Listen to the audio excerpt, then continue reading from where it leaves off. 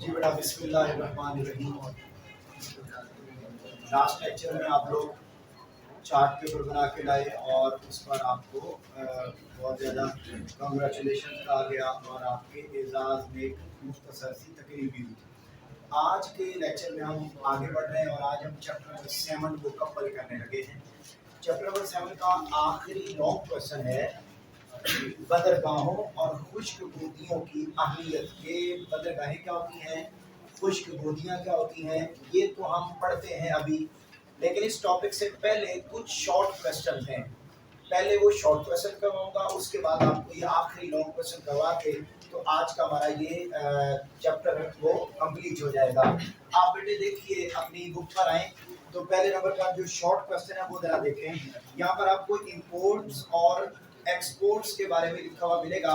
पाकिस्तान की बैनुल अक़वामी तिजारत, ये इंटरनेशनल ट्रेड ऑफ पाकिस्तान, ये पहला एक टॉपिक है। अभी मैं इब्तिदा में आपको शॉर्ट क्वेश्चन बताने लगा हूँ। पाकिस्तान की बैनुल अक़वामी तिजारत, ये इंटरनेशनल ट्रेड ऑफ पाकिस्तान। बेटे याद रख लें, इंटरनेशनल ट्रेड दो तरह से होती है, या उसमें इंपोर्ट्स होती हैं या उसमें एक्सपोर्ट्स होती हैं। ये नीचे बॉक्स बना हुआ है, उस बॉक्स में आपको तारीफ लिखी हुई मिलेगी। कहते हैं तरक्की के मौजूदा दौर में कोई भी मुल्क बैनुल अक़वामी तिजारत के बगैर नहीं रह सकता। कुछ चीज़ें किसी भी मुल्क को दूसरे मुल्क से मंगवानी पड़ती हैं। जो हम दूसरे मुल्क से चीज़ें मंगवाते हैं उन्हें कहते हैं दरामदात, इंपोर्ट्स। और जो चीज़ें हम अपने मुल्क की दूसरे मुल्क को बेचते हैं उसे क्या कहते हैं, बरामदात, एक्सपोर्ट्स। ये बेटा उसकी तारीफ लिखी हुई है, आपने दरामदात और बरामदात की तारीफ याद करनी है। ये पहला शॉर्ट है। दूसरा शॉर्ट है बेटे पाकिस्तान की अहम दरामदात, इम्पोर्टेंट इंपोर्ट्स। कौन कौन सी चीजें जो हम बाहर के मुल्कों से मंगवाते हैं, अंडरलाइन करना है शॉर्ट क्वेश्चन, उन चीजों के नाम। उसमें बेटे पेट्रोलियम मसनूआत, petroleum products, machinery, electronic goods, फिर अद्वियात, कारें, फ्रिज, एयर कंडीशन, चाय, खाने का तेल और खुश्क दूध, ड्राई मिल्क, ये हम बेटे मंगवाते हैं। अच्छा, ये जो टोटल चीजें हैं, इधर देखिए बात को समझिए, ये जो टोटल चीजें हम इंपोर्ट करते हैं ना, वो इंपोर्ट की जाने वाली सारी चीजें, उन सारी चीजों का 30% वो हम 6 मुल्कों से मंगवाते हैं। कौन कौन से मुल्क हैं, वो उन मुल्कों के नाम अंडरलाइन करें और बोलें कौन कौन सा है। अमेरिका, बरतानिया, जापान, जर्मनी, सऊदी अरब और मुत्तहिदा अरब अमारात। बस, इसमें और कुछ नहीं। उसके बाद चाइना नहीं बेटे, ये बात हो रही है इंपोर्ट्स की, ठीक है। और वो जो हैवी मशीनरी से रिलेटेड चीजें हैं या इंडस्ट्रियल चीजें हैं, उनमें चाइना का नाम भी है। अगला पॉइंट है बेटा, वो है अहम बरामदात। अहम बरामदात, अच्छा, हम अपनी चीजें बेचते किनको हैं और कौन कौन सी चीजें बेचते हैं। हम बेटे बाहर के मुल्कों में बेचते हैं टेक्सटाइल प्रोडक्ट्स, टेक्सटाइल की मसनूआत। आगे अंडरलाइन करें, शॉर्ट क्वेश्चन है। चावल, सब्जियां, फल, सीमेंट, सर्जरी का सामान, खेलों का सामान, रेडीमेड गारमेंट्स, चमड़े की मसनूआत, ज्वेलरी और केमिकल की चीज। अच्छा, ये जो सारी चीजें हैं ये हम 5 बड़े मुल्कों को देते हैं। कौन कौन से मुल्कों को बेटा बोलिए, अमेरिका, मुत्तहिदा अरब अमारात, जर्मनी, बरतानिया और हांगकांग। ठीक हो गया। अच्छा, उसके बाद अगला पैराग्राफ भी शॉर्ट क्वेश्चन है। वो कहते हैं हमें अपनी बरामदात को बढ़ाने की जरूरत है, तो इस सिलसिले में हम क्या मय्यर्स ले सकते हैं, इकदामात। बरामदात को बढ़ाने के क्या इकदाम कर सकते हैं, हम कैसे अपनी चीजें बाहर के मुल्कों में ज्यादा सेल कर सकते हैं। तो वो कहते हैं उसके लिए हमें कुछ काम करने होंगे। मसलन बेटे अंडरलाइन करें, पहला पॉइंट, नई मंडियां तलाश करना,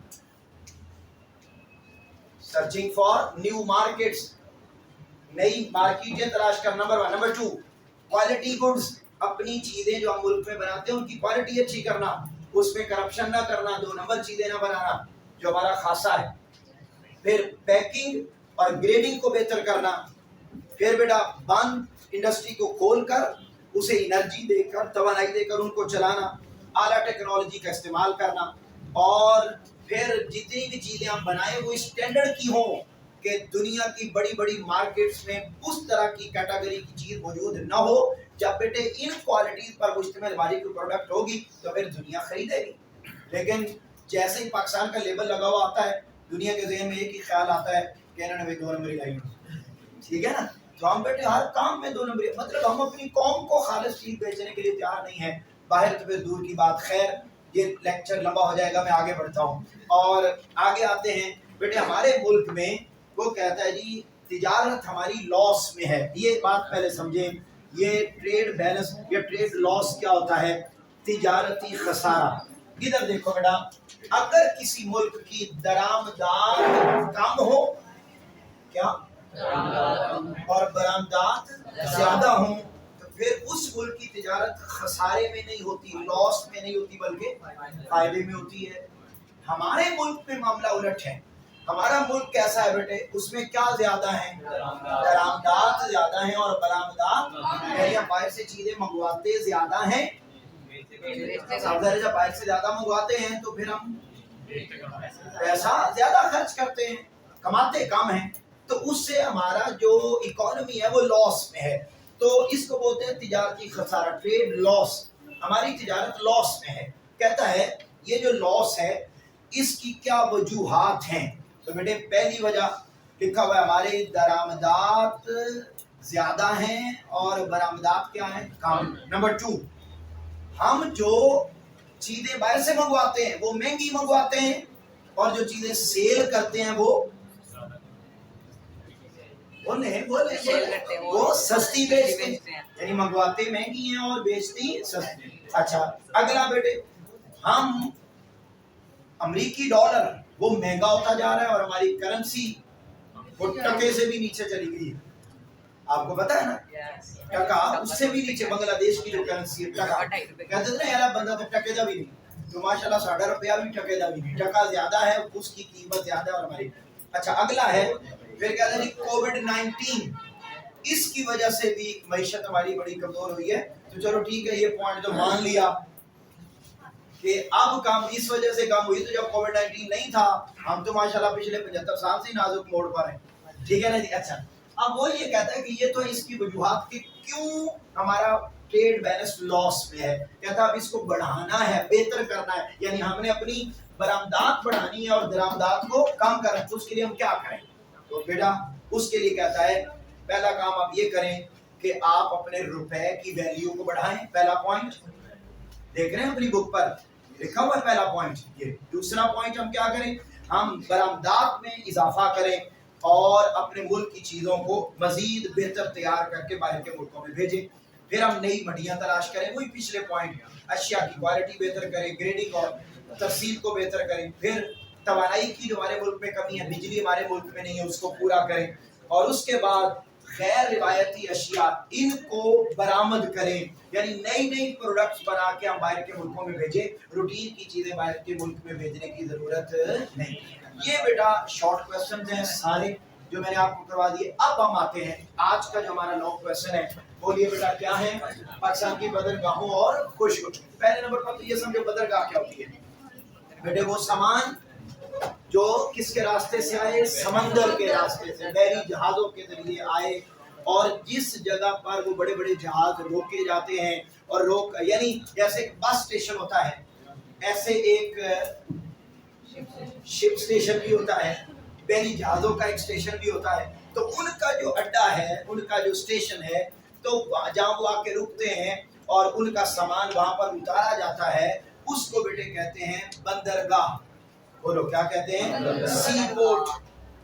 और खुश्क गोदी ड्राई पोर्ट, ये क्या होती है बेटे, वो सामान जो गाड़ियों बसों और बाय एयर आए और उसको जिस जगह पर रखा जाए, उस सामान को जिस जगह पर रखा जाए उसे क्या बोलते हैं, खुश्क गोदी ड्राई पोर्ट। बताओ सी पोर्ट किसे कहते हैं, बंदरगाह किसे कहते हैं, जो समंदर के जरिए आए। और खुश्क गोदी किसे कहते हैं, जो बाय रोड या बाय एयर आए सामान, और गवर्नमेंट उनको जिन जगहों पे सेव करके रख लेती है उसे खुश्क गोदी बोलते हैं। अब हमारे मुल्क में कौन कौन सी ड्राई पोर्ट्स हैं और कौन कौन सी सी पोर्ट्स हैं उसकी हम डिटेल पढ़ने लगे हैं। आप अपनी बुक पर आ जाएं और वहां पर पहली लाइन पर आप लिखेंगे तारुफ, इंट्रोडक्शन। जल्दी से बेटे लिखो तारुफ, एक्सरसाइज भी करवानी है। तारुफ कहते हैं जी पाकिस्तान में बड़ी बंदरगाहें हैं, अंडरलाइन करें, कराची, पोर्ट कासिम और गवादर। अच्छा, यहां लिखेंगे अहमियत, बंदरगाहों की अहमियत, इंपोर्टेंस ऑफ सी पोर्ट्स, क्या अहमियत है इनकी। यहां पर आप हेडिंग लिखेंगे मरकजी हैसियत, सेंट्रल पॉइंट, मरकजी हैसियत। अच्छा, इधर देखो बेटा, दुनिया में दो तरह के मुल्क हैं, एक है ईस्टर्न मुल्क, एक है वेस्टर्न मुल्क। अब वेस्टर्न मुल्कों ने अपनी चीजें ईस्टर्न मुल्कों तक पहुंचानी हो तो ये हमारी जो सी पोर्ट्स हैं तीन, ये एक सेंट्रल पॉइंट है। यहाँ वो दरमियान में आके स्टे करते हैं, यहाँ पर आके रुकते हैं, यहाँ से वो चीजें लेते भी हैं और दूसरे मुल्कों को देते भी हैं।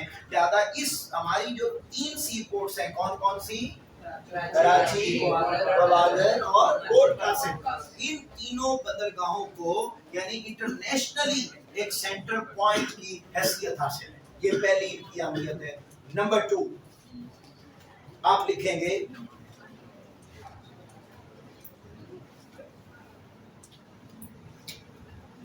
जी अशिया की दरामदो बरामद, export and imports of goods. अशिया की दरामद और बरामद कहते हैं वो सामान जो हम बाय एयर नहीं भेज सकते, बाय रोड नहीं भेज सकते, उस सामान को हम बाय सी बड़ी आसानी के साथ दूसरे मुल्कों में भेज सकते हैं। ये इनका दूसरा फायदा है इंपोर्ट्स का। तीसरा फायदा ट्रेड एक्टिविटीज, तिजारती सरगर्मियां, तिजारती सरगर्मियां, ट्रेड एक्टिविटीज। ये सी पोर्ट्स हमारे मुल्क में ट्रेड एक्टिविटीज को बढ़ाने में अपना किरदार अदा करती हैं। चौथा point source of foreign exchange, ज़रे मुबादला का जरिया। हम बाहर के मुल्कों में इनके जरिए चीजें बेचते हैं और बेचकर ज़रे मुबादला कमाते हैं। फिर अगला पॉइंट लिखेंगे रोजगार का जरिया, सोर्स ऑफ एम्प्लॉयमेंट, रोजगार का जरिया।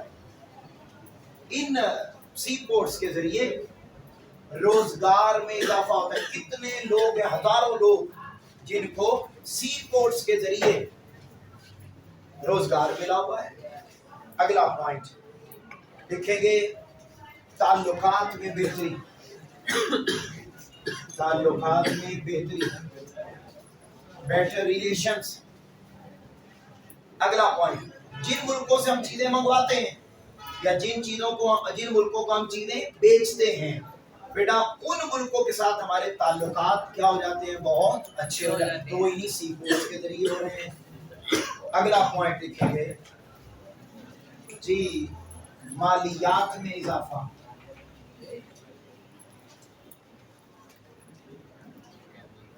फाइनेंस इंक्रीजमेंट, माल पैसा वो बढ़ता है इनके जरिए। अगला पॉइंट लिखेंगे जी सोर्स ऑफ इन्वेस्टमेंट, सरमायाकारी का जरिया।